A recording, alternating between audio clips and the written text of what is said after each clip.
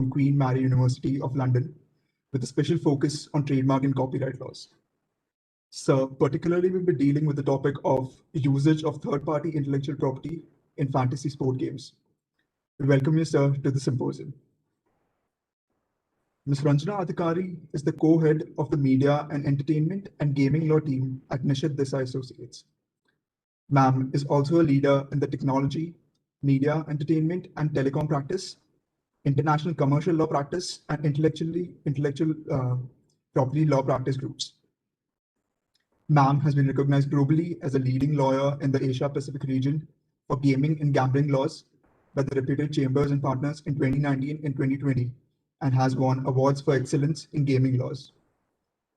We are only scratching the surface here with her achievements, and with that, I would like to welcome Ma'am to the symposium as well. We also have with us Ms. Inika Charles, who is member of the TMT and IB practice group at Nishith Desai Associates. Ma'am is the Diversity and Inclusion Officer of the Media Law Committee of the International Bar Association and is also the winner of the IBA Annual Scholarship 2019 from the Intellectual Property, Communications and Technology sections of the IBA. We welcome you, ma'am, to the symposium. Ms. Ranjana Adhikari and Ms. Inika Charles are jointly going to navigate the legality of daily fantasy sports in India. I hand over the stage to Ms. Taruna Thakur. Yeah. Thank you, Hatem. Before I hand over the session to Mr. Saurabh, I just want all the participants to follow certain session protocols. Firstly, just to make the session interactive, please keep your videos on throughout the session. And whenever you have any doubts, please post it into the chat box and direct them personally to me, so that towards the end of the session, I will be directing all the questions to the concerned speaker to whom the questions have been posed to, just to ensure the smooth flow of the session. Thank you so much. And today I'll be the moderator for this session. So I'll keep a tab of all the important points, and then we'll be summarizing them towards the end of the speaker's speech. So we wholeheartedly welcome you, and it's an absolute honor and pleasure for us to have you, Saurabh, sir, with us today, this morning, and thank you so much for sparing your valuable time for us. Now I hand over the session to you. Thank you, Taruna and Gunjan, for organizing this, and thank you, Hatem, for that lovely introduction. It's a pleasure to be here. I guess Taruna, I've lost the sharing rights again. I'll just...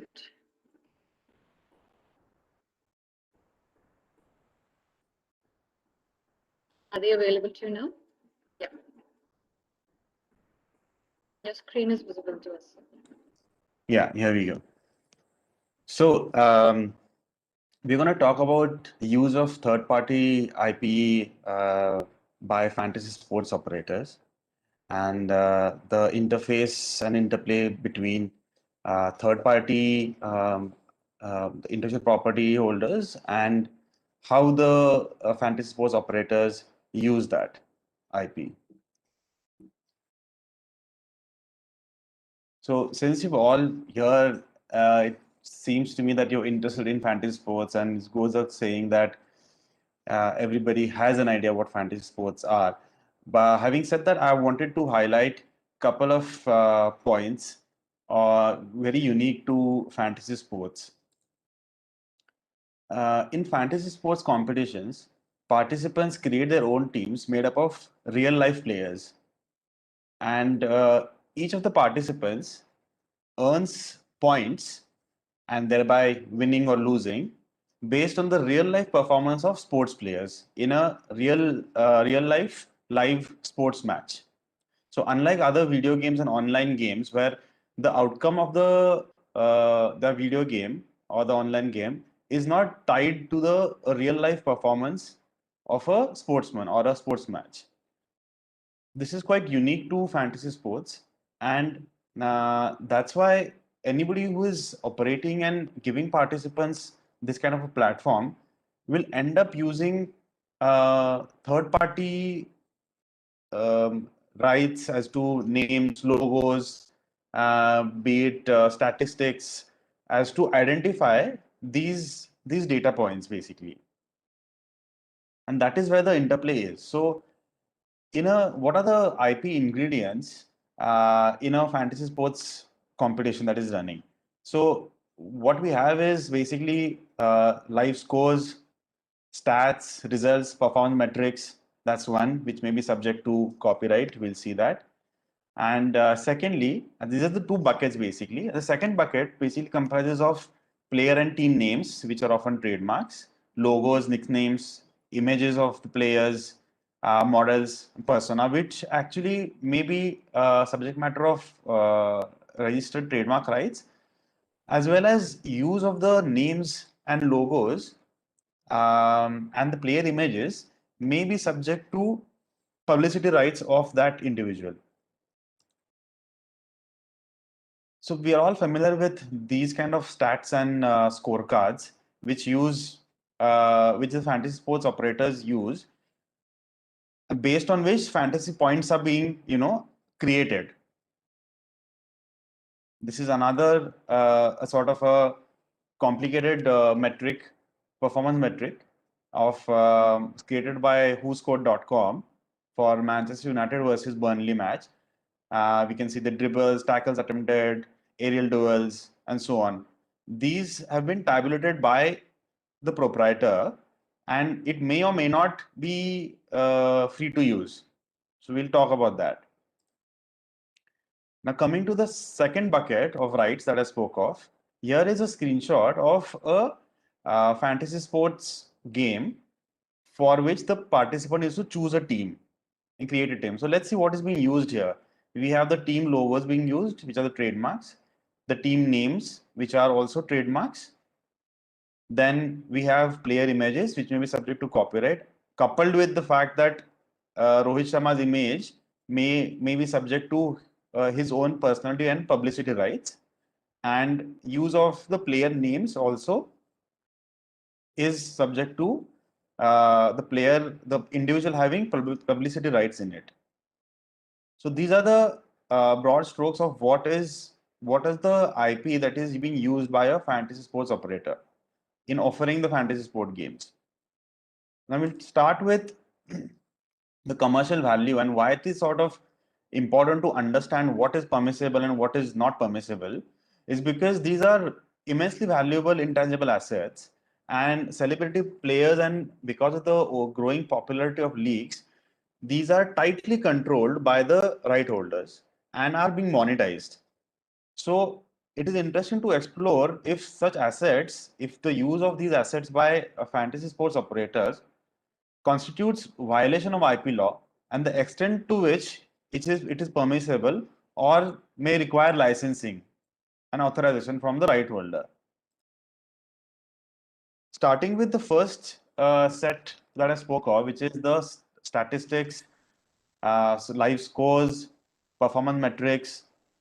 Does anybody own these stats and live scores? And basically, the factual information which is generated. So the law, the interface here, what we're looking at is stats and facts and copyright law, and use of such statistics and facts, which is not generated by the fantasy sports operator, may land him in trouble. And that's why it's crucial to determine the copyrightability of these facts and stats.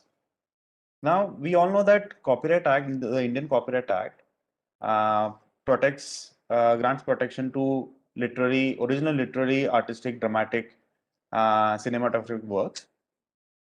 In order for stats to come under the ambit of copyright, the closest thing that the closest kind of work that they can come is literary work. And literary work, the definition of which includes computer programs, tables, and compilations as well. Now, this is an inclusive definition and not exhaustive. Thereby, all kinds of literary writings and content can come under literary work and be protected if it is original.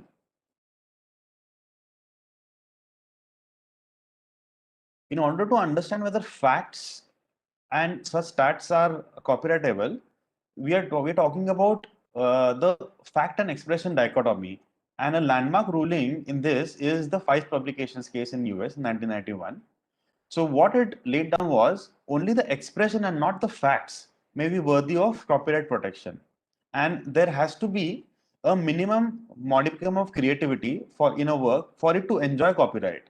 So what it means is that despite an original authorship in a work, the underlying facts and ideas can be freely used. And facts and ideas do not have copyright unless they are featured in a unique selection and arrangement. And this position is reflected in the Indian jurisprudence as well, where in the Eastern Book Company case, it was clearly said that facts themselves are not copyrighted. Now, let's apply this precedent to the fantasy sports domain, where we can see that for statistics to qualify for copyright protection as a literary work, they have to be an original expression of thought and ideas. And statistics being just facts and live scores being just facts, they can be used by fantasy sports operators without having the fear of being sued for copyright infringement, and they are free to use. But what about compilations? Because remember, the definition of literary work under the Indian Copyright Act includes compilations.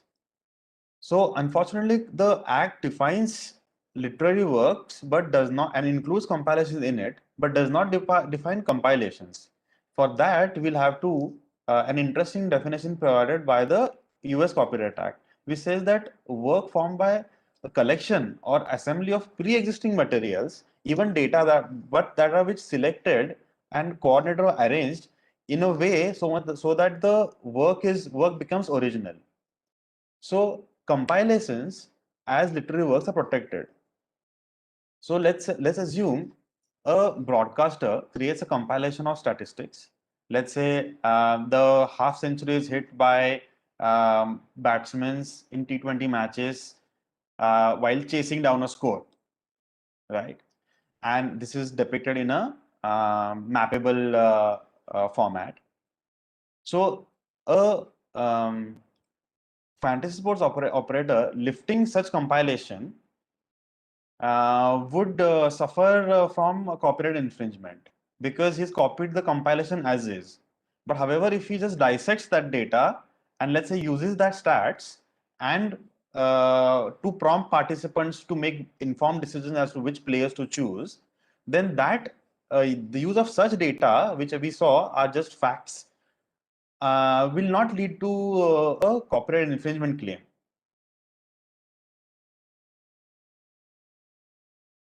There is another doctrine that is there, that's the hot news doctrine, where first laid down by the US Supreme Court, it said that the live televised events, often facts that are having value for a short duration, they have tremendous commercial value and qualify as hot news. So in the Star India case in 2013, the Delhi High Court applied this hot news doctrine and held that a ball by ball update, which in a sport constituted in a time sensitive manner, and it has commercial value. So only Star had the rights to take advantage of these updates at least for 15 minutes or so. But the division bench rejected the hot news doctrine. And as of now, the position is clear that once match scores are already there in enter the public domain, they can be freely produced by a fantasy game sport operator. It was in the case that we were talking about, the division bench held that once a fact or information passes in the public domain upon its occurrence, then no proprietary rights can be claimed over it. So as regards to the first ingredient that we saw that the fantasy game operators usually use, which is stats and scores and performance metrics, the legal position favors the fantasy sports operators and the games. Stats ultimately are used by fantasy game providers as fantasy points to arrive at the scores based on their factual occurrences. That's why opting for Virat Kohli in your team is expensive, and same goes for Chris Gayle or anybody who is in form as compared to somebody who is not in form. And so long as these aren't compilations, these statistics can be freely used by the fantasy sports game providers. That neatly brings us into the second bucket of rights, which is use of names, logos, and the interplay with the trademark law.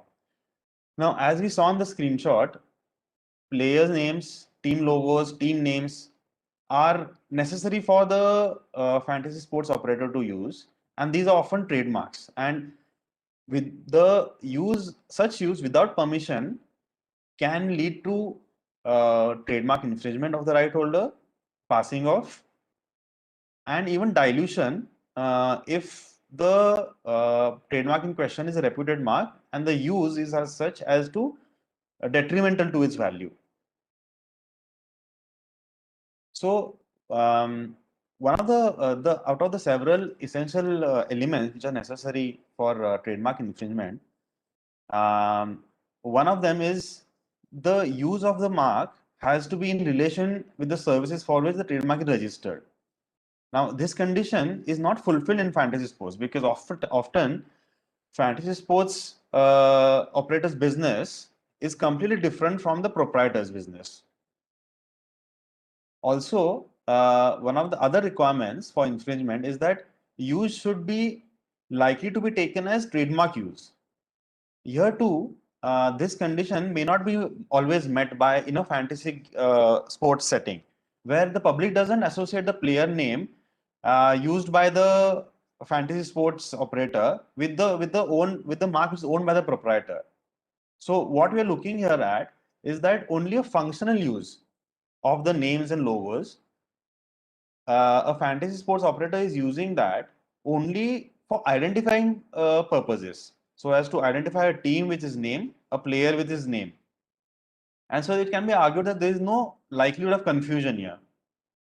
Now, conversely, the right holder, the trademark right holder, can also argue that use of the player names and certain logos constitute dilution and passing off. So that is why most fantasy sports operators take a very cautious approach as to limit the use of third-party trademarks to a minimum, only so as to uh, identify the player or the team in question. And in most cases, fantasy sports providers also take a license from these registered trademark holders. Speaking of what is permissible and what isn't, a registered trademark can be used if its use is nominative fair use. And so we can see that in a competition, in the fantasy sports competition, let's say versus Punjab Kings and Mumbai Indians, a fantasy sports operator can use these registered trademarks and not suffer a trademark infringement as such if the use of such is nominative fair use. One of the only three requirements for nominative fair use are that the product or service in question must not be readily identifiable without the use of the mark. Second, only so much of the trademark may be used as is reasonably necessary to identify the product or service. And third, the user must do nothing that would, in conjunction of the mark, suggest sponsorship or endorsement with the trademark holder. Now, the second requirement is quite important when we are talking about fantasy sports, because unless I use or mention in my competition that this match relates to Punjab Kings or Mumbai Indians and the player that you're going to choose is Virat Kohli, I will not be able to offer my service, or I wouldn't be able to suggest a participant to choose Virat Kohli as a player without using the word Virat Kohli. Another important case where nominative fair use was discussed was when Tata sued Greenpeace, where Greenpeace created a video game to draw public attention to the fact that a port that Tata was building affected the habitat of olive ridley turtle. And so in this case, Greenpeace used Tata's trademark, but the court said that there will be no infringement if the user's intention is to focus on some activity of the trademark owner, right? So the same analogy can be applied in fantasy sports as well, where use of the trademark is only so much so as to identify the trademark owner's product or service or his activity. So in this case, in the fantasy sports domain, it will be the team and cricket and the sport of cricket is concerned. So the defense of nominative fair use is applicable in cases where a third-party mark is used merely to identify a product of the trademark owner's service. But it is important to consider the manner in which the fantasy sports operator is using the third-party IP. Because remember the second condition that was there, as to the mark has to be used only to the reasonably extent of identifying the product or service. So one can say that use of logos is not necessary for a fantasy sport operator to identify a team name.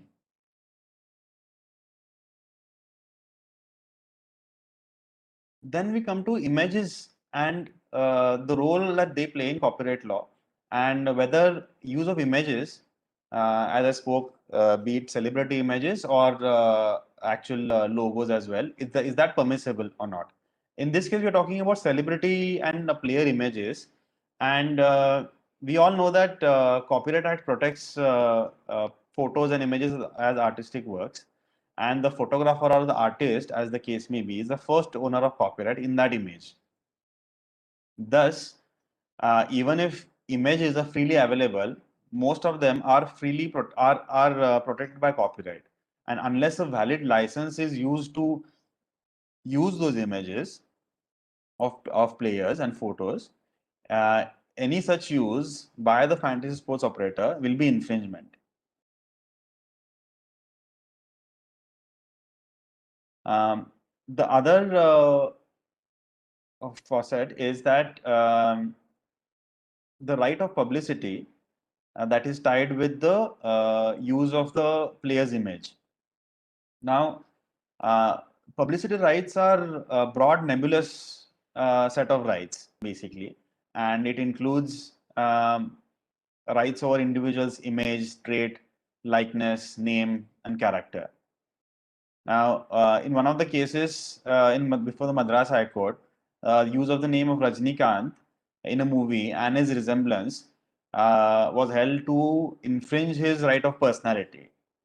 And even the Supreme Court elevated personality rights from common law rights to a constitutional right stemming from the fundamental right to privacy, where it was said that every individual has the right to exercise control over his own life and image as portrayed to the world, and to control the commercial use of his or her identity and prevent unauthorized use of such elements. But the thing to note here is that to control the commercial use of his or her identity. So that neatly brings us to the interplay between exercise of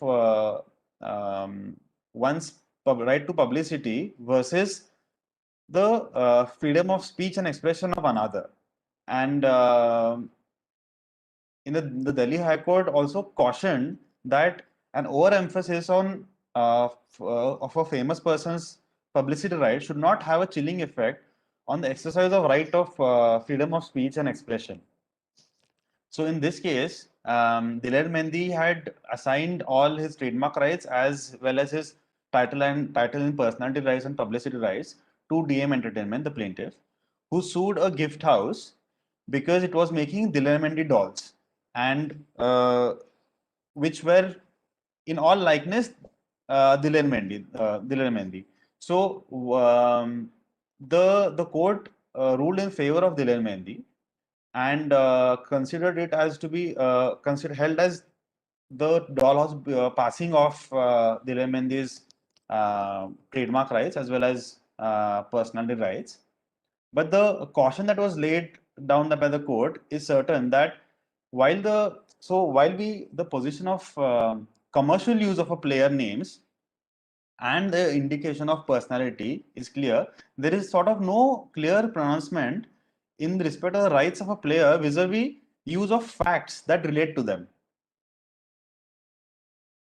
So we can say that nominative use by a fantasy sports operator of player names will not fall afoul of publicity rights, because remember, he's using it only to identify the player itself and not to drive a commercial benefit by use of his name per se.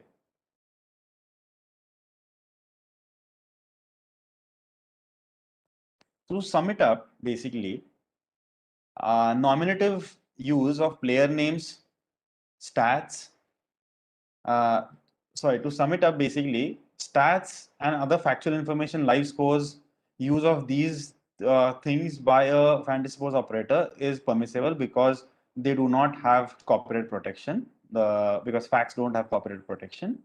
Nominative use of player names, sports body names, may the fantasy sports operator may enjoy protection against a conventional IP claim for infringement and also from publicity rights, but it isn't entirely free from doubt, because use of logos, team logos, may constitute trademark infringement, because it will not be covered by the fair use doctrine that we saw, because it's not a logo may not be necessarily be required to use so as to identify the team, unlike a name. And unauthorized use of images certainly constitutes copyright infringement. And use of player names and images, which is not strictly nominative but borders promotional use, can be problematic. So there we have it, basically covering the use of third-party IP as to stats and facts, and the second bucket of rights, which is player names, logos, team names, and team logos.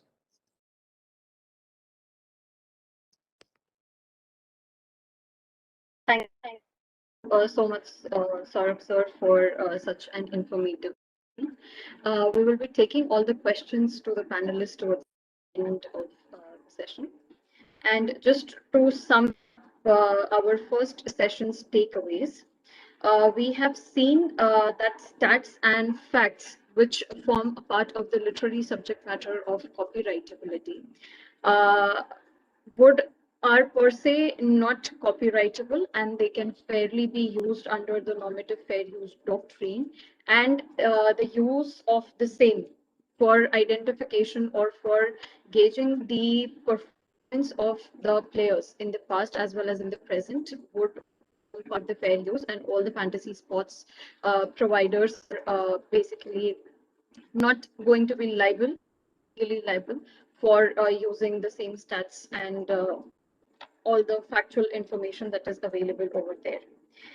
Secondly, if we are using the team name or the name of the players, then that does not constitute any kind of a trademark infringement, because even names form a part of the trademarks, because that is used for identification of the team as well as for the player. And if we are using the logos, which would constitute some kind of an infringement of the trademarks, because use of the logo per se is essential for identification of the player or of that of the itself. So we have to be very cautious when we are making use of the team logos. We need to take specific permissions. I mean, fantasy sports providers need to take specific permissions before using logos per se, because that would constitute an infringement of using logo and would not be covered by the nominative fair use doctrine under the trademarks.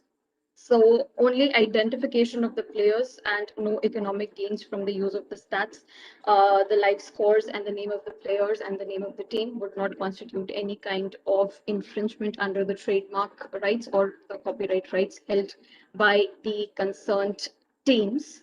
And the fantasy sports players or the sports providers can always make use of all of these aspects without being afraid of having any kind of a legal uh, action being brought against them.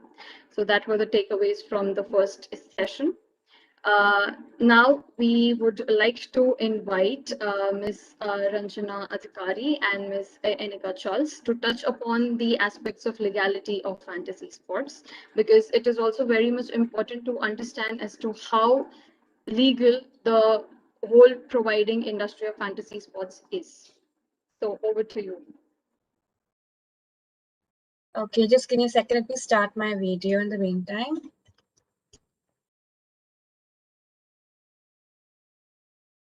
Right, okay. I hope you can see me and hear me clearly, Taruna. Yes, ma'am, we can. All right, okay. And everyone can call me Ranjana. So I think before I start, thank you, Saurabh, for a really nice session. Quite enjoyed it thoroughly. Kind of revisiting a lot of things we talk about every day. But you know what, it would really help, and one of the reasons why we decided against the slide deck today is we wanted to kind of keep it interactive, and we wanted to see the audience that we were speaking with, but no pressure at all. Those of you who can start your videos, it would be great to see who we're speaking with. That's the least we could do in today's day and age where things are so virtual. So feel free to turn on your videos whenever during the session. I am joined today with by my colleague Inika Charles. So I'm Ranjana Adhikari, as Taruna has already introduced me. I co-head the media entertainment and gaming practice at a law firm in Mumbai. It's called Nishith Desai Associates. Some of you might be conversant with that. Inika is a member of our team, and both of us have been working for the gaming industry for pretty much our entire span of our career. So I've been working for them for almost 13, 14 years now. I've seen the entire growth of how the industry is really gone through. So when we discussed about what we should be talking about this, presentation, and my suggestion to Taruna was that let Saurabh kind of speak to the topic of IP, and it will be good to take the opportunity of talking about the legality aspect as well, because it's a good mix of students and professors today, all keen on the subject of law. I don't know how many of you are really conversant with the gaming laws, but I'm going to take the liberty to presume that none of you are aware of how the gaming laws really work. And the way that we will, divide this today is I'm going to walk you through a little bit in terms of what the gaming law background is, and then I'll invite Inika to walk you through a little bit in terms of what do you really look at these game formats. I think before I even go there, and I don't know if this was done at the beginning of the first session, how many of you are really aware of what's fantasy sports and what's sports betting? Does anyone know? Okay, you can give me an example of maybe something which is a fantasy sports operator. I'm sure is very easy to identify. But give me an example of something that you believe is not a fantasy sports operator. I'm fine with anyone, just taking the liberty of going on unmute and giving an answer to this. And thank you so much for some of you for having turned on your videos. It's good to see people and not talking to yourself. Okay, but no one has an answer to it, so I'll quickly give you some examples. So I think there's a very fine line difference between what qualifies as fantasy sports operators and what qualifies as sports betting. I think it's kind of good to say that there is a huge perception around the concept of sports betting in the country. So when you hear the sports minister talk about sports betting, you would usually hear that, in the negative. When you hear a lot of news reporters reporting about it, you will see a lot of references about all the mythological, references coming in, talking about different references from religious scripts saying that why it is illegal and it's immoral and things like that.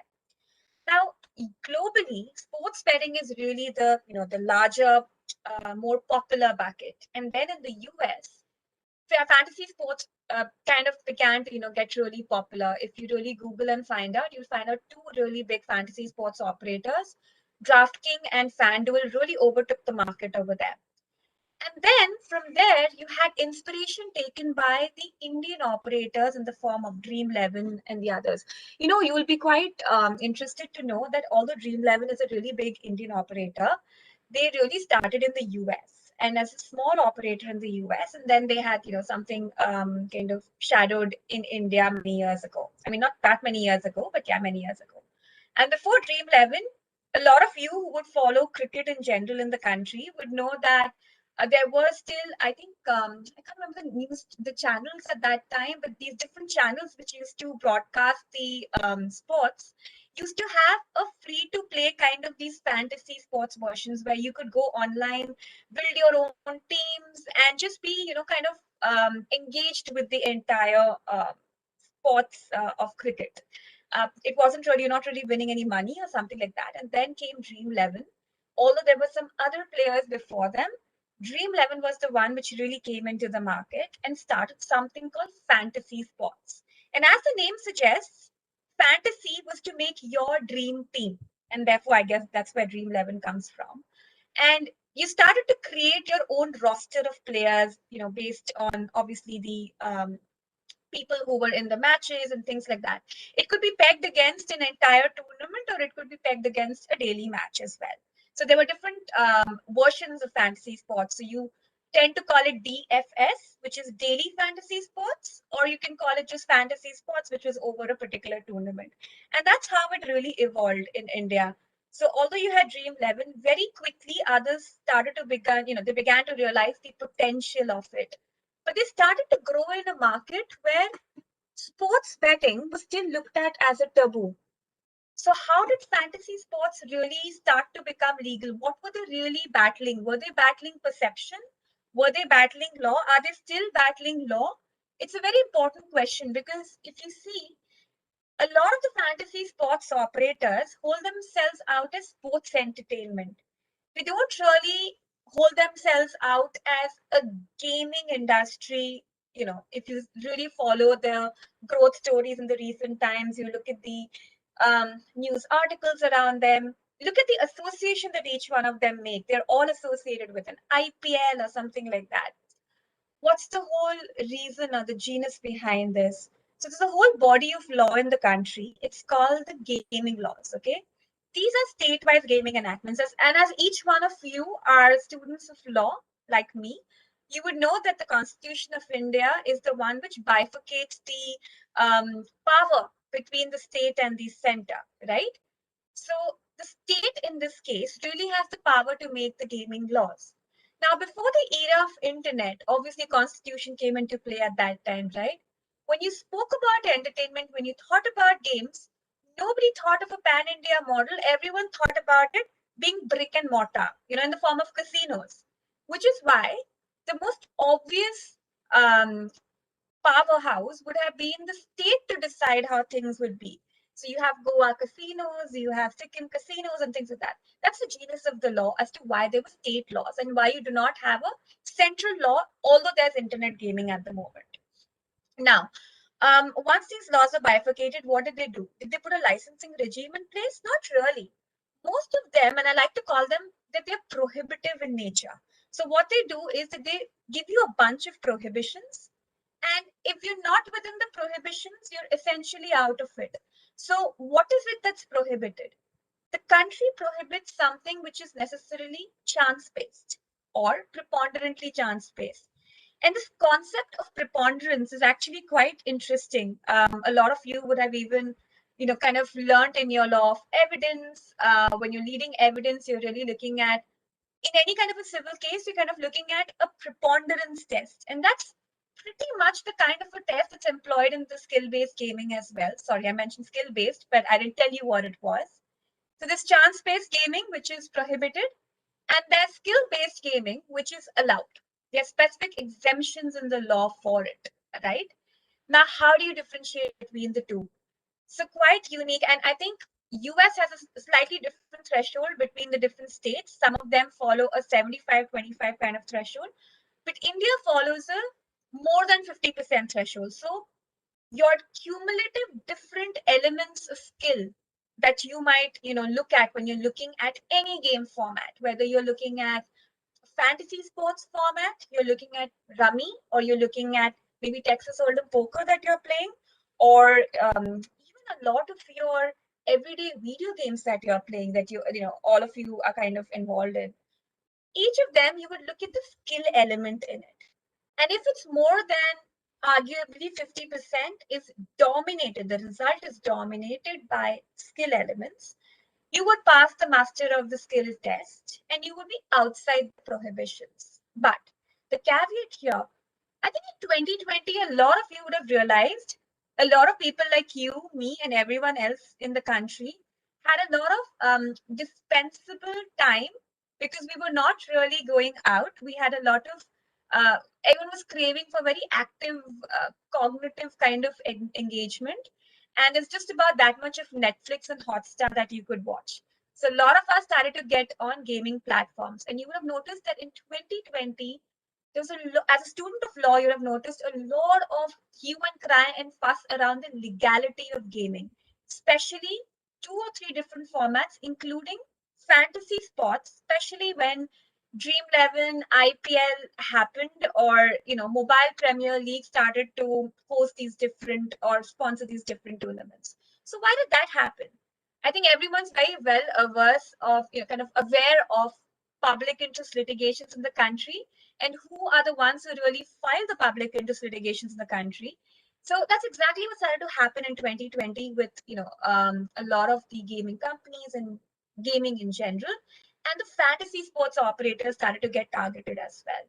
So my colleague Inika is going to walk you through actually some of the very key fantasy sports public interest litigations, which will help you understand that when you look at fantasy sports, what are the skill elements that they looked at? What did the court really look at to say that this is skill element or not skill element?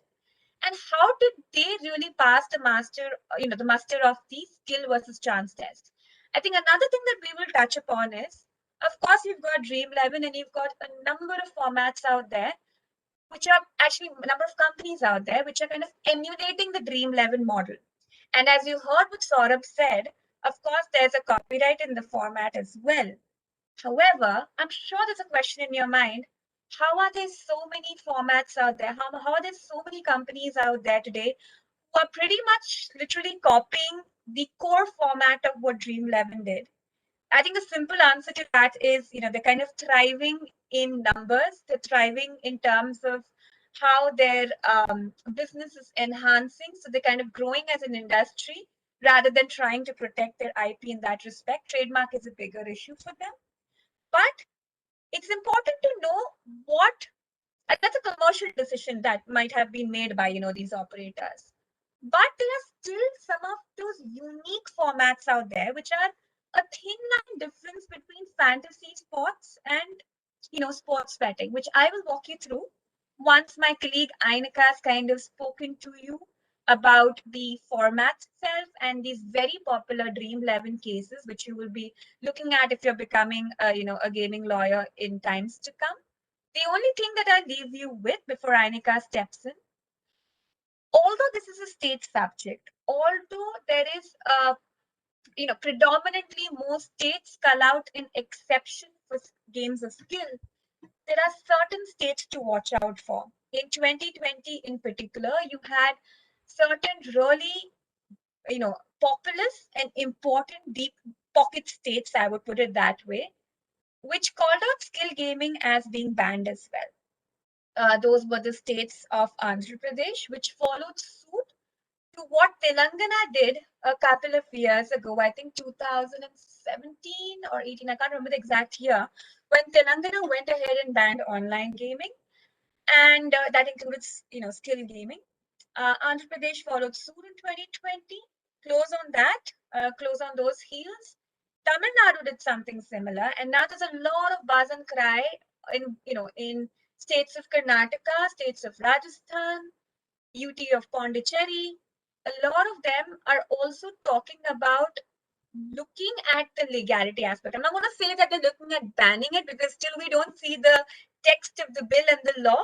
As students of law, we cannot take a decision one way or the other.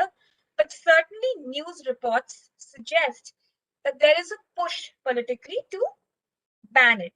Let's look at what the law really says. But in the meantime, keeping these states at the back of your mind, also appreciate that there are certain states in the country like Nagaland, Meghalaya, Sikkim, which have license regimes. And Nagaland is a unique one, which actually has a license for skill gaming. So a lot of questions I'm sure that you have in terms of what does a license mean? Can I take a license? Can I offer it pan-India? Maybe that's something that we could deal with later, but let's stick to the topic. Let's look at fantasy sports and the legality of it. Otherwise, we could be talking on this subject, for the next couple of hours. So I'd invite you, Inika, to walk the audience through a couple of cases, specifically on the Dream 11 and fantasy format. Sure. Thanks, Ranjana.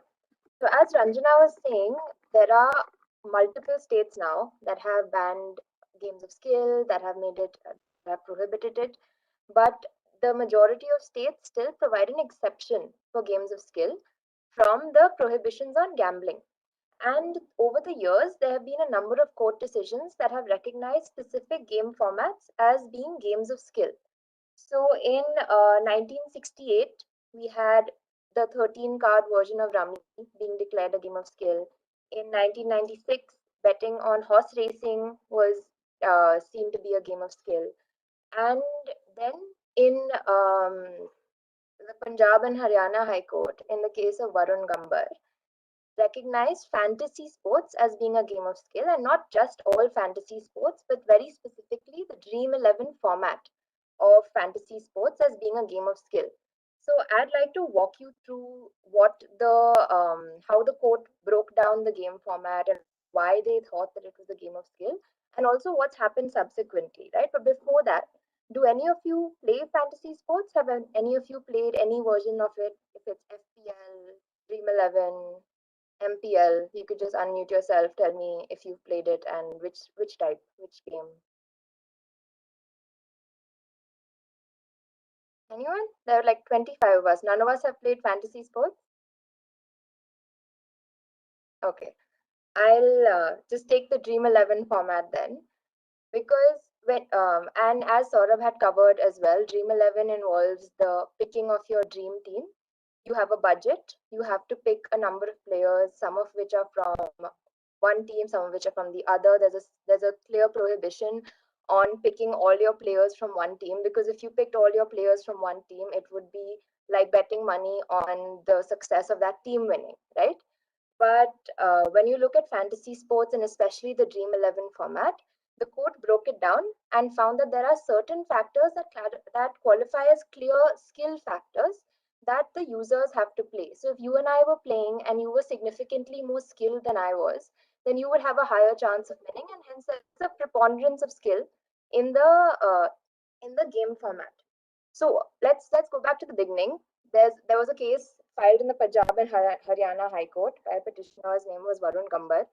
He went on Dream 11 and he bet 26,000 rupees on one football game. It was Manchester City versus Middlesbrough, and he bet it and he lost it. And betting is the wrong word. He put in 26,000 on this game. He created a dream team and he lost that money. And he approached the court and said that this is not a game of skill, it is a game of chance, and hence it's gambling. So what the court did is that it took apart the Dream 11 format and it looked at everything that players such as Varun Gambar had to consider once they play the game. And after breaking down the format, it did find that there were certain skill elements that were very prominent in the game. So one was that each user had to take a real world player and assess their relevant worth, their worth against all the other players available for selection, right? So say it was Royal Challengers versus Mumbai Indians, right?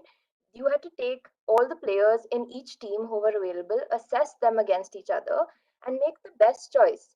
You had to look into their statistics, how they had performed in the past, whether they're in form, whether they're injured, how they performed against each other, and look into these factors and pick the correct players.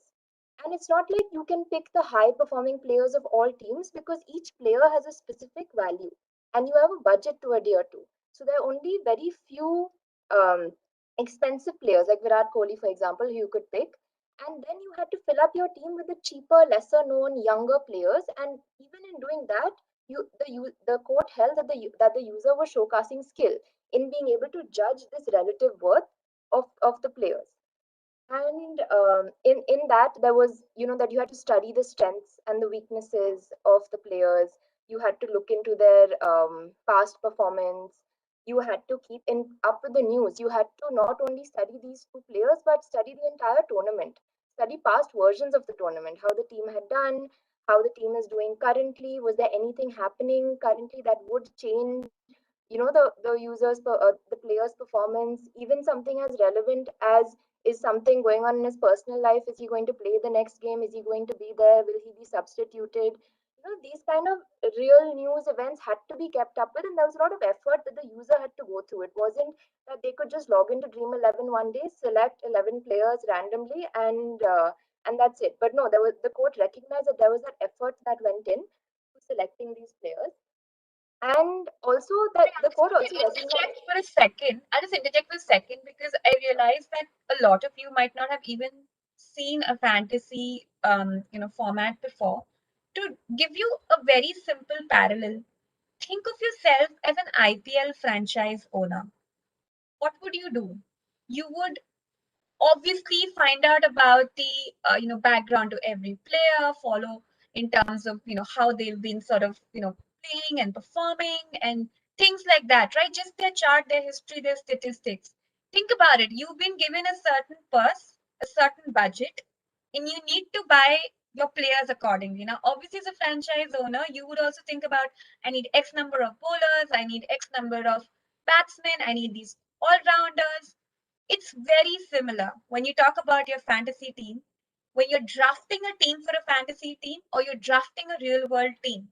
It's very similar considerations that you're looking at. So what Inika is talking about, the court approached it in a very similar fashion. I hope that helps you put kind of two and two together, even though you've not really ever looked at a game format. Just imagine yourself to be, an IPL franchise owner, and I think you'll understand where we are coming from. Sorry, Inika, you can just go ahead. I just need to clarify something. Sure. So as Saurabh sir said that there was this case in 2017, Buttaswamy, in which they said that your personality is also your privacy and that cannot be breached.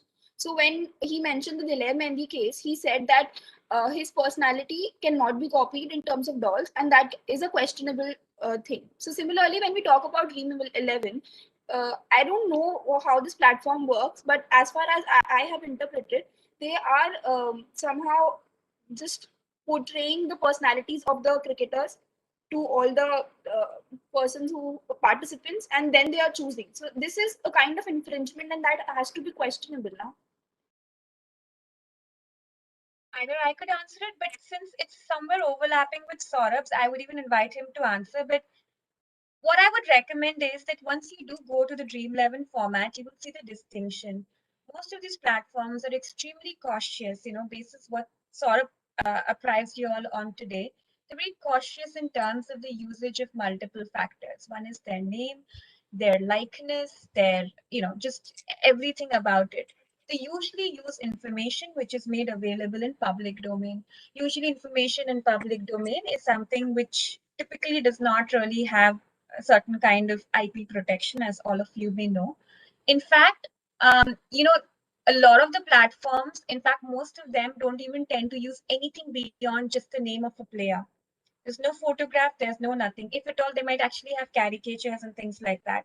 It's very interesting. So even when they're kind of announcing, let's say, Mumbai Indians versus KKR match, they might simply only write MI versus KKR, and they have their own team make their own logos, which are completely different. So in terms of IP, what Saurabh had probably apprised you all of, all those issues do exist.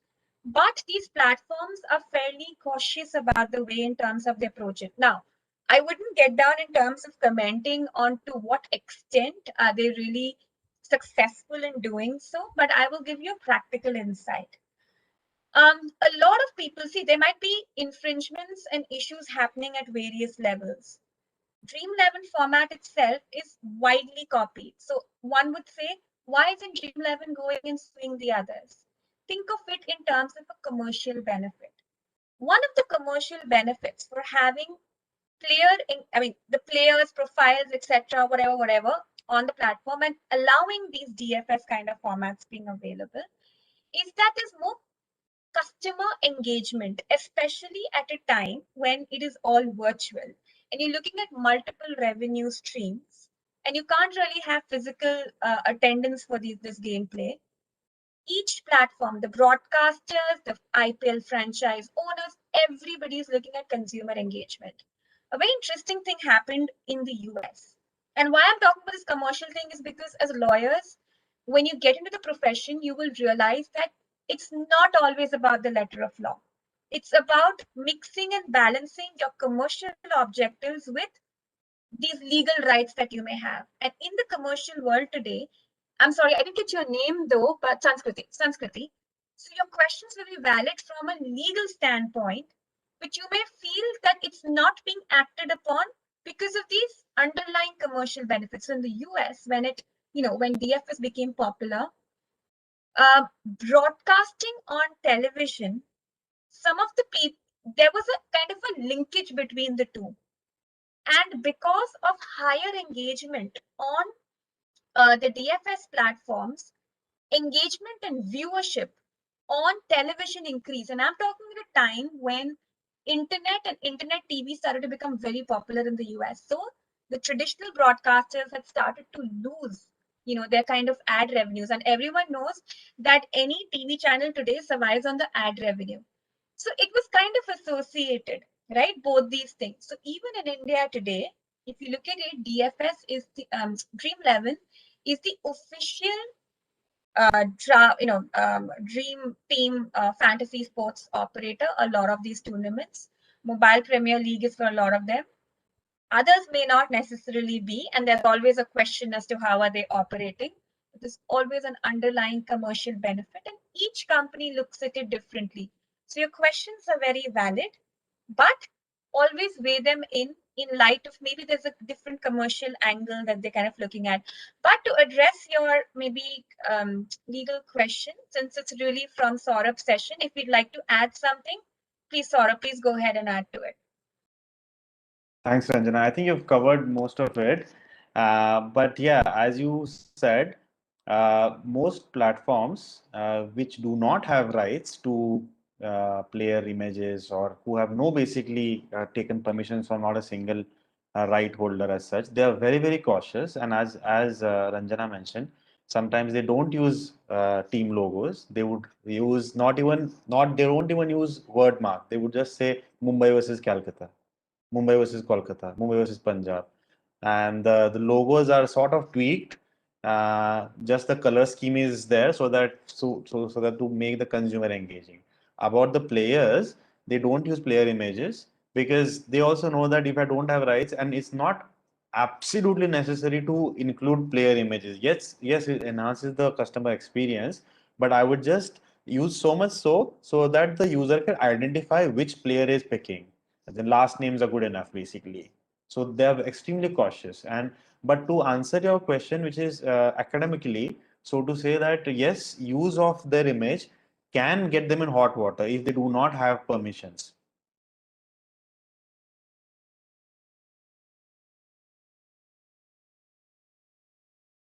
Inika, you could take it up from here. Go back to your part of it. Sure. So picking up where we left off, so how points work in fantasy sports and specifically Dream 11, right? Is if the players that you picked as part of your team score a 6, take a wicket, have the highest runs, there'd be certain points accorded to your players. And at the end of the day, the user with the highest points, if it's daily fantasy sports, then on a particular day for a particular match, if it's fantasy sports, then across an entire tournament, the user with the highest points wins the current pool he's in, because you could either participate in public pools or you could play in private pools against your friends. So it all depends on how many points you accumulate. So like we had gone through, there are skill factors in assessing the worth of players to pick as part of your team, because at the end of the day, you want people who will give you points. And there's also a concept of picking one player to be your captain on your team and another player to be your vice captain on a team. And these, if you pick someone to be your captain, they give you double the points, for example. So that's something that the Punjab and Haryana court actually did look into. They said that, even in picking your captain and your vice captain and selecting the players who you want double points from, there is skill in that. And I think we've covered most of the skill elements. One more is that the Punjab and Haryana High Court also said that there is skill in overcoming a team bias. Because I mean, I'm from Bangalore. I might select, RCB players, and that's what I want to do because I support them. I want them to win. But when you're playing fantasy sports, you need to be objective. You need to overcome this bias, and you need to pick players who you think will get you points and who you think will win, and will therefore and the court saw the skill in that. So this was in 2017 when the Punjab and Haryana High Court said that the Dream 11 format is a game of skill. And there have subsequently been a number of court decisions, a number of court petitions that have been filed again on the same topic of whether the Dream 11 format is a game of skill or not. So specifically on this Varun Gambar Punjab and Haryana High Court, there was a special leave petition filed at the Supreme Court, which was then dismissed. In 2019, there was a case filed in the Bombay High Court on the same point on whether the Dream 11 format is a game of skill. And there were some tax elements that I won't get into for now, it's out of the scope, but it was essentially on how much of the value should be taxable and at what rate GST should be payable, which is another aspect that courts are currently looking into. And the Bombay High Court relied on the Punjab and Haryana High Court and dismissed the petition. In 2020, there were 3 cases filed in the Rajasthan High Court on the same point, and the Rajasthan High Court similarly, relying on previous decisions, dismissed these petitions and held that the Dream 11 format is a game of skill. But most importantly, that the Bombay High Court order is now being heard at the Supreme Court. There was a petition filed, and the Supreme Court has now issued a stay on the Bombay High Court order. And now there's a chance that the Bombay High Court order may be heard by the Supreme Court, which is actually a very significant development, because this is the first time that the Supreme Court will decide on whether fantasy sports is a game of skill or not, which has not happened before. Until now, it's only been high courts looking into this subject, right? First Punjab and Haryana, Bombay, Rajasthan, and now it's still pending. They haven't heard it yet, but that is where it stands today, where the Dream 11 format is considered to be a game of skill because of these decisions. But you never know what happens with the Supreme Court, and both the issues that I mentioned, whether it's a game of skill and the tax issue, they're both going to be heard by the Supreme Court in the near future. So we will have to wait and watch what happens with that decision. Ranjana, do you want to take the sports betting angle, or? I think the only thing that I'm going to add over here, I mean, to keep it short in the interest of time, is to kind of give a little bit of a comparative. So when she was talking about the Dream 11 format, I think there's a lot of emphasis on making a roster of players and the manner of making the roster of players. But any industry thrives on innovation, right? If you have 100 fantasy sports operators with the exact same format, I think a question that would obviously come to you commercially is that how do all of them coexist? How are they all making money? Or is it only one player or 2 players making money? It's a very obvious question. I guess the ones who can market and have deeper pockets there, have better user interface, are able to thrive better. But there are also a lot of models which may not have deeper pockets for marketing, but they thrive on innovation. And what kind of innovation are we talking about? We're talking about innovation in the game formats itself. So of course, after the session, please go and take a look at how Dream 11 or Mobile Premier League have their formats to get a context. But there are a number of other formats out there which take kind of, I'm trying to look for the right word. I think they take inspiration from what the courts looked at in the Dream 11 format, but don't necessarily, operate like the Dream 11 format. But they always have a very thin line between what's sports betting and their format. So what's sports betting? Let's talk about that first. Let's talk about a very simple example. Is Virat Kohli going to make 100 runs today? Sounds like sports betting. Are you going to place your bets on it? Can sound like the concept of sports betting, right? Is Virat Kohli going to get out today in the first 10 overs? Again, question which sounds a lot like sports betting. There are different variations of sports betting, which may be closer to fantasy sports, where you don't necessarily make your own dream team, but you're looking at the performance of the team itself to say, hey, is India going to win the match against Pakistan today? Right? That's another variation of sports betting on the real world match itself. Now, is the manner of making a dream team, or rather roster of players, always supposed to be the same? I think the answer to that is no, and this is where the innovation thrives. There are certain variations in the market where they've looked at this entire concept of making a fantasy team basis the the manner of winning, or how do you get on a leaderboard. You need 10 players, 11 players, 6 players as your dream team. They need to be scoring, and you get certain scores which take you to a leaderboard. But is the only way of making or choosing your 6 players or 11 players supposed to be the same way that Inika said? I think the answer to that is no. Some of them have put a Q&A kind of a format, okay, where they've got something like who amongst the 3 bowlers is likely to perform better in today's India-Australia match? That could be one of the questions, and you have 3 names given in that. Again, based on the similar kind of statistics that Inika spoke about, performance, etc., you could make one selection.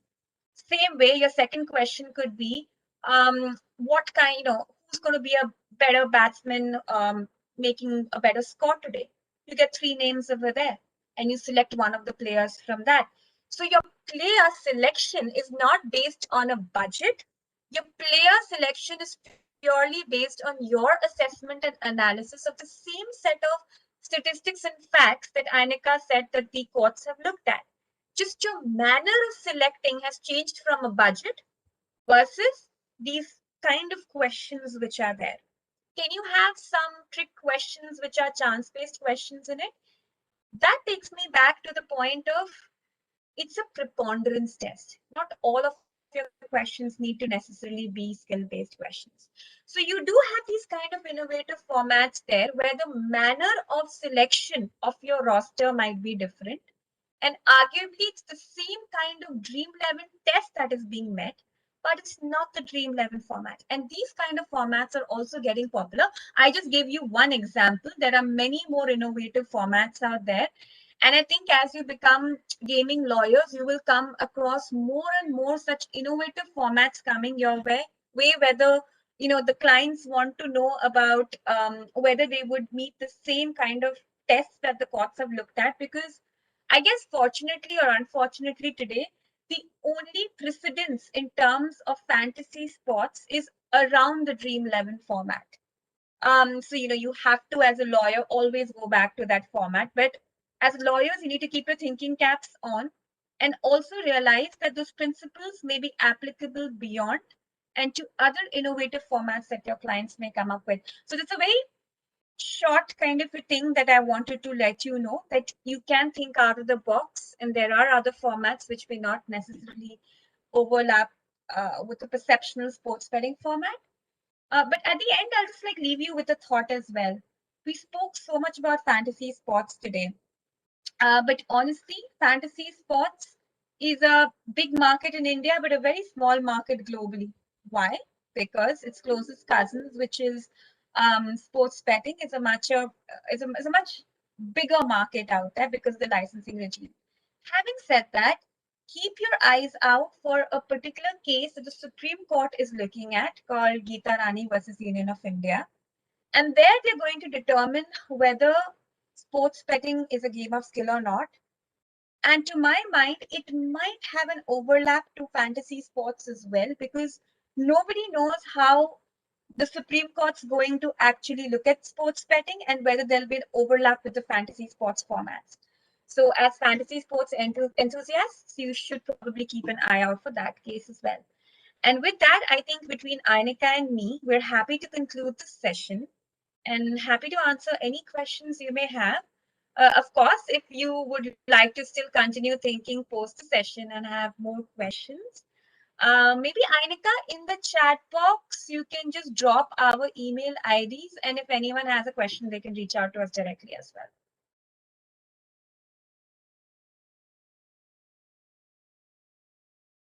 Thank you so much, Ranjana and Inika, for such an interactive and very thought-provoking as well as informative session. So just to what has already been discussed by Ranjana and Inika, it's all about the distinction between firstly the daily fantasy sports and the tournament fantasy sports. So that distinction is very much important to be understood. Secondly, in India, sports is considered to be more of an entertainment aspect as compared to the player's perspective in sports.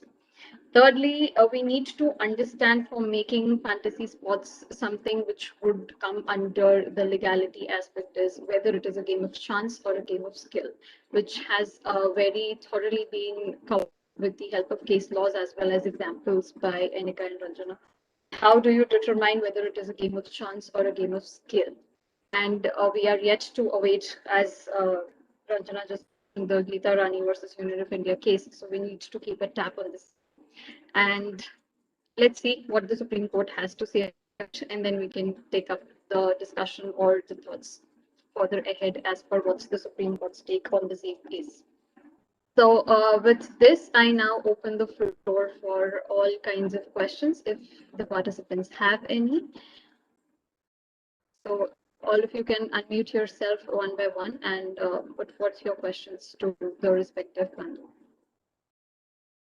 Yes, so I have a question regarding the copyrightability of the statistics that are involved in this particular game. So we know that this game is particularly based on statistical chances and everything.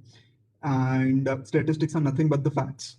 And facts are basically not copyrightable, but compilation of facts are copyrightable. And these compilations are mostly made by official, the official providers like BCCI or ICC.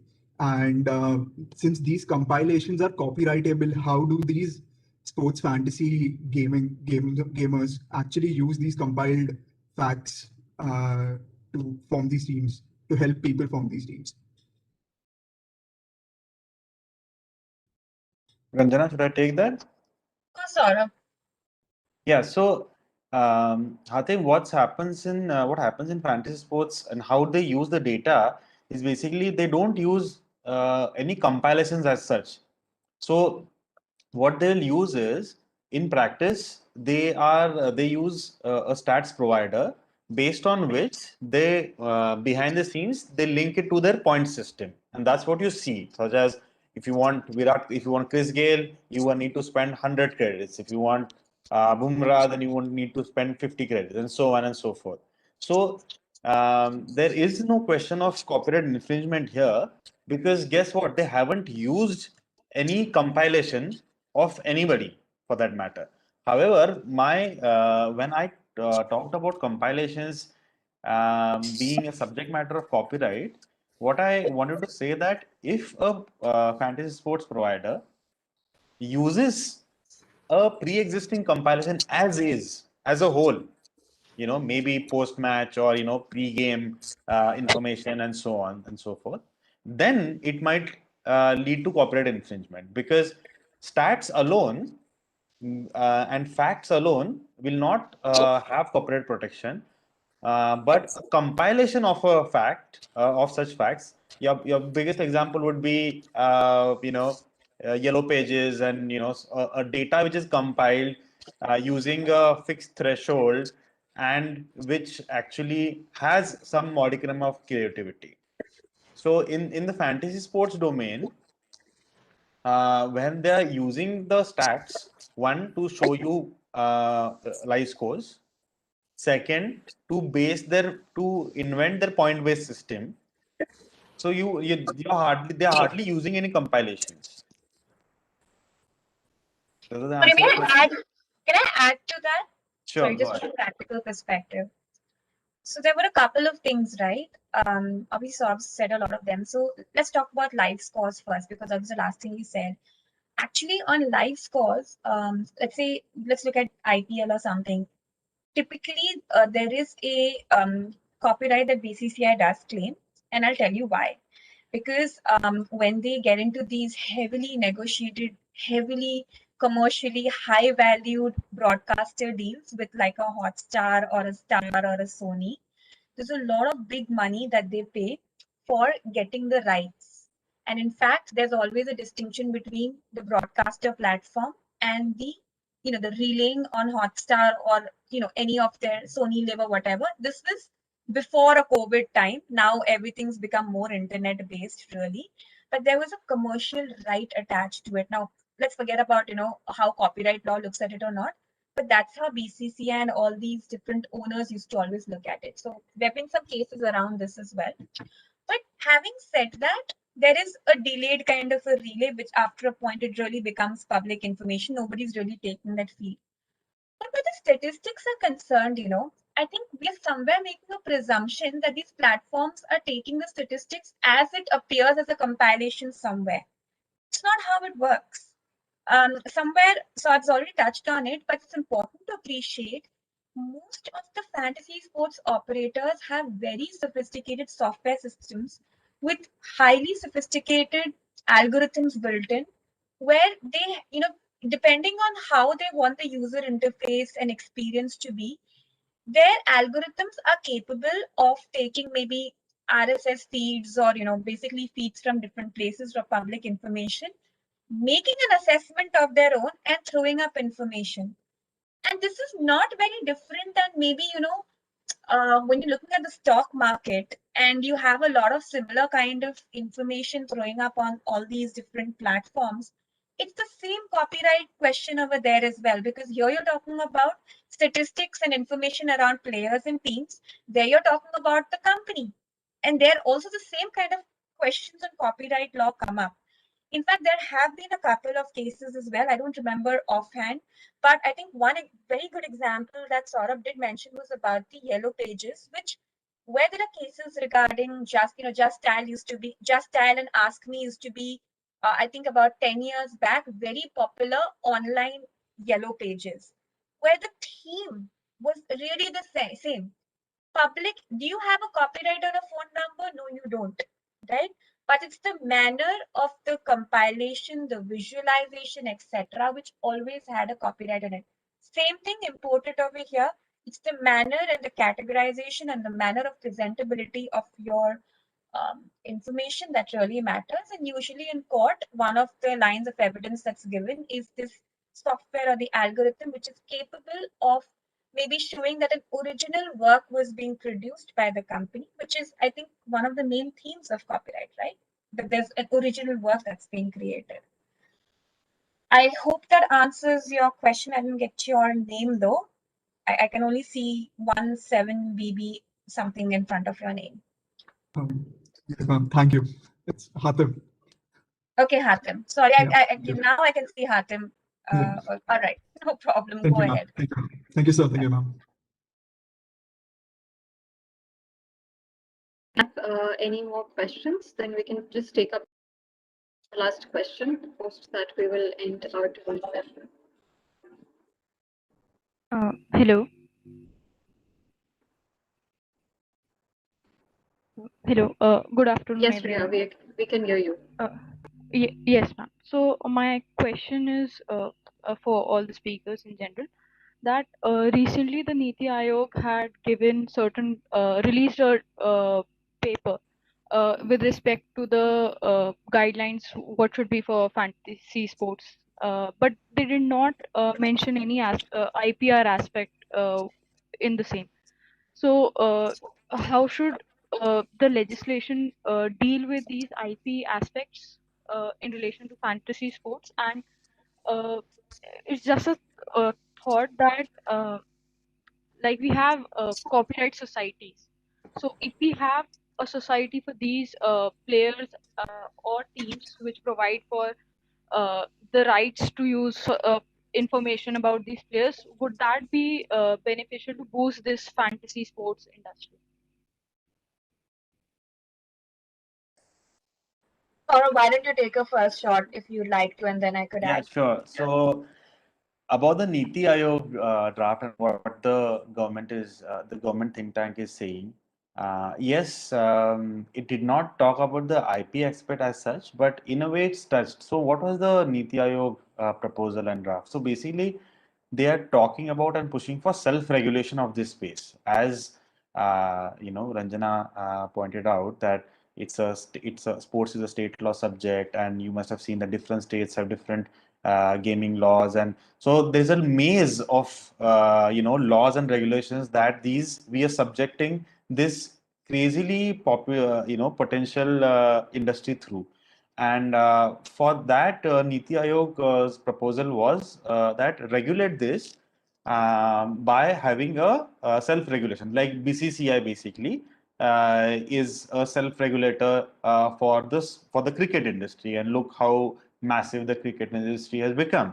So similarly, because as Ranjana pointed out that different fantasy sports providers can have different models of sport, different game competition rules and team selections and so on. So Niti Aayog was proposing that let's have a self-regulated body, which can, it's a voluntary body where the members will have, let's say, the major players, so the Dream 11 and My Circle 11 and MPL will be members of this body.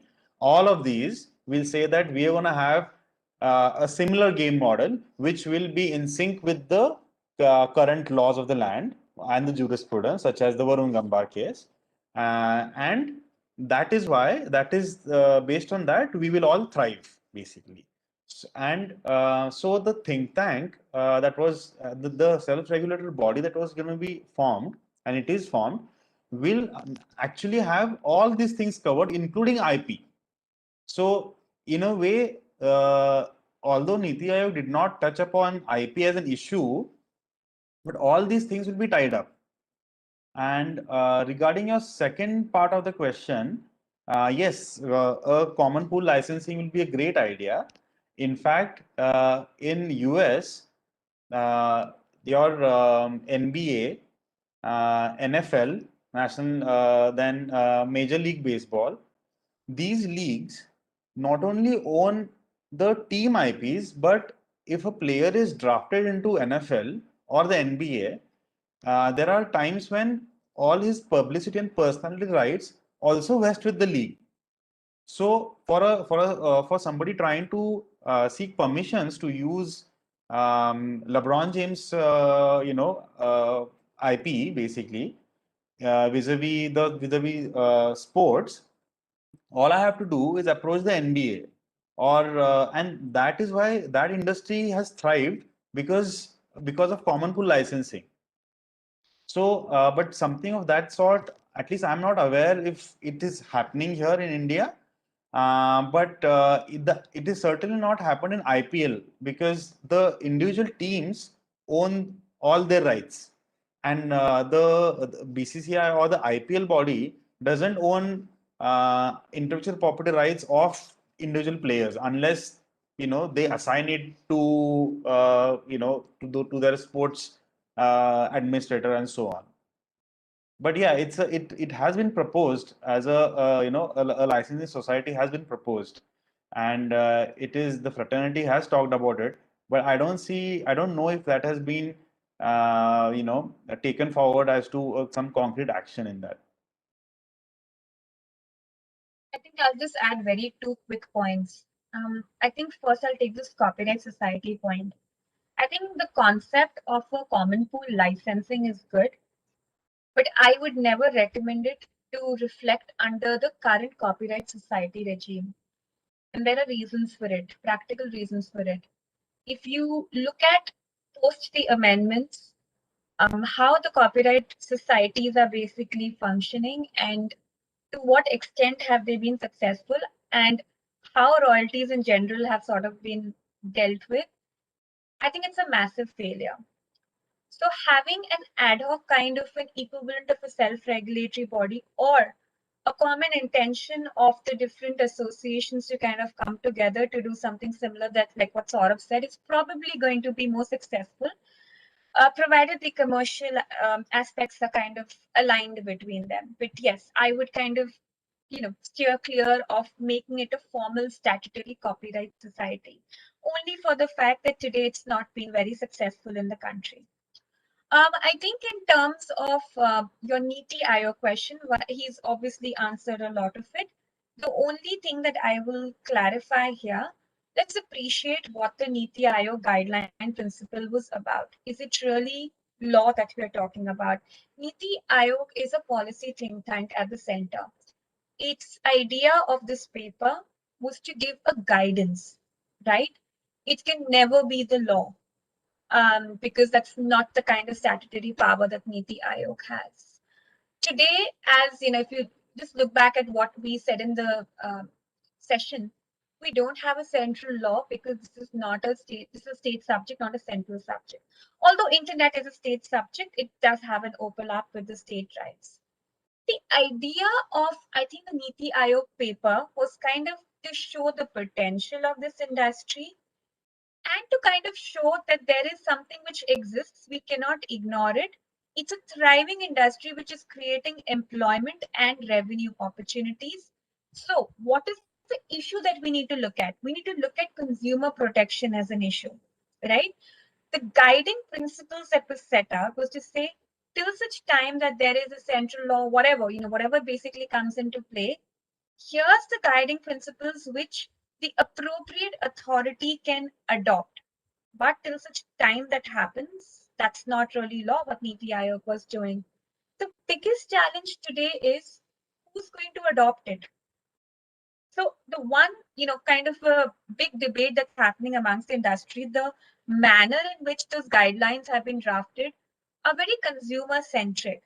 So there's a lot of kind of debate around maybe those set of things, maybe the consumer department can look at it, maybe perhaps under the new consumer protection law, but this is not a long-term solution. And it goes to the heart of the question that you said. IP issues is not a consumer related issue, which is what really the Niti Aayog was trying to address on a very overall 40 feet above the ground kind of basis. They were not looking at the granularities because, like Saurabh said, that's the job of this self-regulatory organization that they were contemplating under the structure. So yes, that's probably the answer to why there were certain issues that was left out, as the entire devil that they were trying to address was completely different at the time of the paper. Hello. Ma'am, may I ask a question? Please go ahead. I think that's Adesh, right? Yes, ma'am. A very good afternoon to everyone, and thanks a lot for being here and for sharing your insights with us. I have been a sports enthusiast since the very beginning of my childhood, and I've been engaged in fantasy sports since 2008 when the IPL began itself. So the BCCI started a platform called the Fantasy IPL in 2008 back then, and later on Dream 11 has been given the license by BCCI and both the ICC as well. Now, my questions particularly are with respect to the game and the online game, because the online game is majorly based on the game which is actually being played on the field. So the game played has a direct relation, has a direct consequence on the fantasy sport. Now, considering what goes into the game is very important, because the international regulator of cricket, which is ICC, itself bans coaches. Like recently, Heath Streak, the coach of KKR, was banned for the next 8 years because he accepted several breaches, right? So now, while we are talking about online games, we must understand whether we are very clear about no breaches taking place in the physical sport itself, because they are directly related to each other. First is this point. Second point is that while we talk about any business per se, like say if I'm a bread manufacturer, I pay the floor manufacture something, and then I produce the bread, right? So the immediate products that I'm using in between, which are not the final products for me, but are the intermediate goods for me, I'm paying for them. Now, the reason why we talk about statistics coming into play, and while we talk about how the trademarks and the IPs of various players and teams are being used, am I creating a profit out of paying for nothing? Is my main question here, because I am actually gaining a profit out of the products created by several other entities. Like Crickbus is making statistics, other teams have their own IP, and I'm collectively using them all, and without crediting them, I'm making a profit out of that. And in 1968, the Honorable Supreme Court came up with a judgment of Satyanarayan on the state of Andhra Pradesh versus Satyanarayan. And in this case, the Supreme Court had established a two-pronged evaluation test. And although it was the obiter dictum of this judgment, but the courts had said that it must be ascertained whether the game operator is making a profit or gain out of this game, which is played for stakes. So it must not be anything more than the nominal charges which are levied as a part of the operator's expenses. Now, the question here is, how do we regulate this all? Because we do have the online federation for fantasy sports in India, and there is a huge support for self-regulation also. But we have seen how self-regulation also does not work, because with respect to digital content on the OTT platforms, we have recently seen the Supreme Court is facing the same issue, because self-regulation always does not work in the favor well. So taking this all into perspective, that a major consumer base is attached with the entire domain of fantasy sports, do we really need a strong regulation here? Okay, Adish, thank you so much. That was I think about 4 or 5 questions and a lot of comments that you had to add. I'll try to take up a few, and I'll steer the copyright ones to Saurabh. Okay, let me see, where should I start with? I think the first question was regarding real world contracts that are in place for real world play and whether they are in conflict. You're absolutely right in terms of there can never be that a player is participating in something which could possibly be in conflict to his, probably mega contract. But what you must realize is that where India and India-related tournaments are concerned, BCCI has the rights for it. Now, I think at a sporting level, each of the international bodies have got their reciprocity arrangement. And when international players come to play in our country, there are obviously, waivers, considerations, etc. that are there. The understanding is there between the federations of, both the countries and things like that. It will always depend on the letter of what the law or the rules are. For example, the one that you mentioned. My presumption is that there is no player who's probably playing an IPL today who's unaware about the fact that, in fact, BCCI themselves have taken Dream 11 as fantasy sports operator, and it's a part of the terms and conditions of the contracts that they sign up with. Now, if it would overlap or be in breach of their contracts there, it's really the responsibility of the players to ensure that, not that of BCCI, unless BCCI has some sort of an arrangement with them. So more often than not, you would have those players never playing in that kind of a tournament, and you may not really necessarily have people coming from every federation. While it might not quite be the exact answer that you're looking at, but I think a few of these things you need to appreciate in the practical light in terms of how things function. I keep going back to the commercial reasoning for certain things. Certain smaller boards in terms of sporting, we all know, like if you're talking about cricket, it's England, Australia, India, which are the biggest sporting boards, which have the biggest pie in terms of the broadcasting rights of any tournament, right? And the smaller boards are trying to look at their cricketers getting more screen time, visibility, so that the commercial value of their teams also enhance. So irrespective of what they may have in their rules, they may be willing to make certain exceptions. We've seen some of these contracts. I have personally also dealt with a couple of contracts. So each time the commercial consideration is different, but a lot depends in terms of how, it's really the onus legally is that on the players when they're kind of enrolling. I think your second question was on copyright, which I will leave it to Saurabh to answer. I will move on to your point on regulation. I think there was a larger question on regulation and how should you regulate it, right? So that's the real big challenge today. I think just like the OTT players, one unique issue that we are facing today is in terms of this being a state subject. Now, there are different theories and different propositions that a lot of us, like law firms such as us, have presented white papers to the Law Commission, and at the Niti Aayog level, the industries had a lot of deliberations. I think where people are headed to, I'll try and give you a parallel example. I don't know if of you are kind of conversant with the Prize Competition Act, but it's another one of the gaming laws. You must have seen Sudokus, crossword puzzles and all, right? It is very popular. And one way of having cross-state players joining for a game was through newspapers. And they were called prize competition. So what happened is, same issue started to happen at that point of time, but how do we regulate on a pan-India basis? So what they did was, different states under the Constitution of India, there's a specific provision where they can get together and they can refer a certain matter for the parliament to legislate on. The parliament comes up with a certain law, and this is something similar what happened in the case of GST as well, goods and services tax. And it is then adopted by the different states.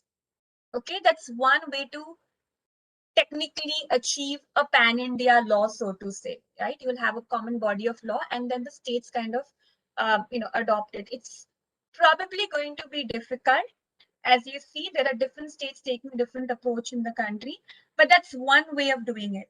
Second way of probably doing it, I think there's a specific entry under the Constitution, I think in list 3, if I'm not wrong, which is the concurrent list, where I think I'm just completely forgetting now at the top of my head, but there's definitely one of these provisions where it doesn't address gaming, but it's more to do with internet and the taxation of those things, basically, where arguably one can make a case to say that internet gaming could probably fall within that scope. There is another line of thought where I was mentioning about, at the time we're discussing about Niti Aayog, that you can have maybe a situation where really, what is it that we're trying to regulate? Are you looking at regulating it and getting taxes for the country? Are you looking at regulating it to protect the consumers of your country? What is the end objective? What's your end game? And if you're not looking at a pan-India license for everything like you have in the UK or in the US or something like that, then let's bell the cat at the level that you really need something. So that's where the industry debate is. If it's consumer protection that you're looking at, the Consumer Protection Act is a central law and it has the ability of having specific rules. So to give you an example, ASCI, which is the Advertising Standards Council of India, came up with certain advertisement related rules specific to the online gaming industry. And for any broadcaster out there, it's mandatory in nature today, right? So Consumer Protection Act has a similar ability, especially with the new rules also coming into play, where you could probably have a specific gaming law related, a gaming platform related consumer protection rules may be coming into play. That's one way of looking at it. It may not take care of the taxation issues or a license or something like that, but it takes care of the bigger issue that the country is looking at a central level. That's another way of achieving one of the objectives you're looking at. Another way of looking at it is by having maybe a central guidance which is provided, which is the right authority to do so. I think there's a lot of debate similar to how the OTT players are currently facing it. And then if you see the way the ethics code and all of that has been brought in under the IT rules, maybe something similar could be brought in. Although I must caveat it here by saying the really what you can achieve under that, and by bringing in these rules is debatable, because even for the OTT players, there are a lot of questions around whether it's even constitutionally valid, some of the provisions that they put in, for the OCC players. So if they do go down the route of having it for the online gaming operators in a similar way, I think certain guidance is achievable, where the self-regulatory associations can probably get some sort of a legal recognition. For those of you who are aware, the broadcasters have a BCCI, which is not the BCCI, sorry, the BCCC, sorry, which is the Self-Regulatory Association, which has certain powers under the Cable Television Network Act, right? And a very similar concept, and that's probably a very good example of self-regulation being very successful in the country. If a similar model is maybe adopted in the country, where we're able to give legal teeth to these self-regulatory associations, maybe under the IT Act itself, suppose, and the self-regulatory associations come out with their, which they do, you should look at the FIFS website as well, and they have their own self-regulatory framework. AIGF is another one of them, the Rummy Federation is another one of them, and basically non-compliance with the members of that, certain escalation levels would catapult those cases to the central level, and only those cases are looked at. There are multiple different models that one is contemplating. So Adish, I don't know if I've been able to, I tried to answer your last 2-3 questions together. If I've left out something, just let me know, but I'm trying to be cautious about the time, and that Saurabh is yet to answer one of your questions. So anything you'd like me to address that I haven't already, or should I just hand this over to Saurabh now? Thanks a lot, ma'am. Thanks a lot. Yeah, questions were answered. I'm sorry, one thing before, I just remembered, you had the Satyanarayan case that you spoke about. Very quickly, I'll tell you how that gets addressed. Satyanarayan case is a bit misplaced. You should be looking at the Lakshmanan case, which is also very relevant for fantasy sports. I think it's a 5-judge bench case, where in the context of skill gaming, they have looked at profiteering, and profiteering has been looked at as something which is possible for skill gaming, and it is really outside the scope of the prohibition. So your answer really lies in that Supreme Court case as opposed to the Satyanarayan case. And with that, I'm going to hand this to Saurabh, and with due permission, Taruna, I will need to excuse myself because I have my toddler howling at the door right now, and my colleague Inika is going to take over any questions from here on our behalf. But thank you so much for having me here. And I'm going to take your leave. Thank you, Saurabh, Inika, for joining the session as well. Yeah. All Thank right, you so Saurabh, much really for over to sparing you. time for us, ma'am. Thank you so much. Not a problem. All Looking to right, host thank you you. in Thanks, person very soon everyone. at the institute. All right, bye. See you. Bye.